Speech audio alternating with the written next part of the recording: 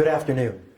Today I am joining you from our city's Emergency Operations Center, which we activated earlier today. By now we are all well aware of the impact the novel coronavirus, COVID-19, has had on human health around the world and the toll it has begun to take on our fellow Americans. It now threatens the health of our residents here in St. Pete. As such, on Thursday of last week, we began to cancel mass gatherings, and I declared a state of local emergency in order to protect the public interest and prepare for potential loss of life.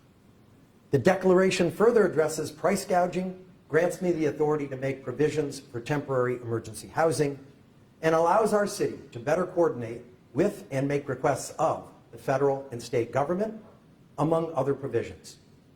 I and other mayors have declared emergencies before, typically when hurricanes are heading our way, but never in response to a global pandemic.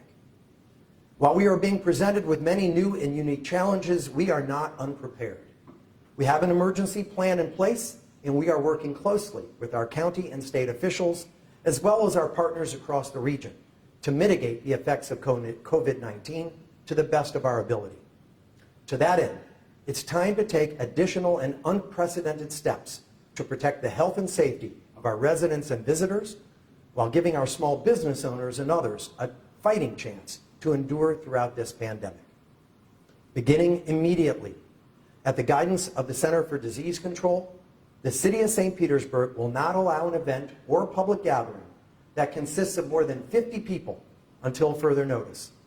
Examples of such events include festivals, parades, concerts, sporting events, parties, weddings, and similar assemblies.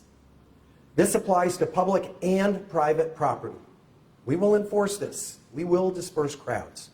We ask that you don't force us to do this and waste precious resources. Further, in an effort to create social distancing, beginning tomorrow at noon, we are reducing the occupancy for all restaurants, cafes, bars, movie theaters, gyms, fitness centers, bowling alleys, and the Cross Bay Ferry by 50%. And a new last call for alcohol in St. Petersburg will be 9 p.m. until further notice. Should enforcement prove an issue or circumstances necessitate it, I will move swiftly in order to a complete closure. Late night revelry in this city will simply not be allowed. Business owners who violate this will be cited. Your liquor license is at risk if you defy this directive. And again, this directive is until further notice. Finally, we strongly discourage congregating throughout the city, whether indoors or outdoors. This is where we need you to use your common sense. St. Pete is a beautiful city, and our waterfront parks, as well as places like the Boyd Hill Nature Preserve, Sunken Gardens, and our golf courses, are a magnet for residents and visitors. And while we are not closing these places, please create and maintain space. Do this for your health and the health of others.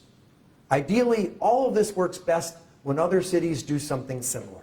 In fact, we encourage everyone to follow our lead. We also encourage national and state leadership to take uniform actions. And given the fluidity of this emergency, we expect there to be changes, and we will abide by them. Your city government is also making adjustments.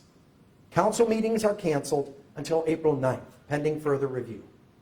Other public meetings, such as boards and committees, are canceled until further notice.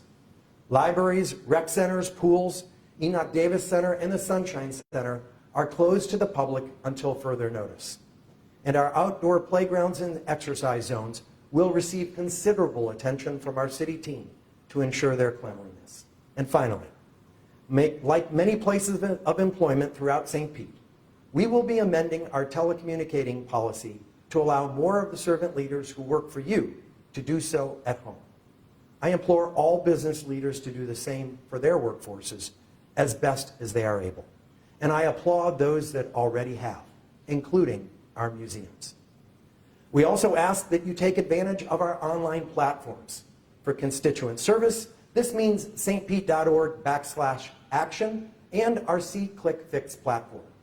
For permitting, please utilize our open counter platform found at stpete.org.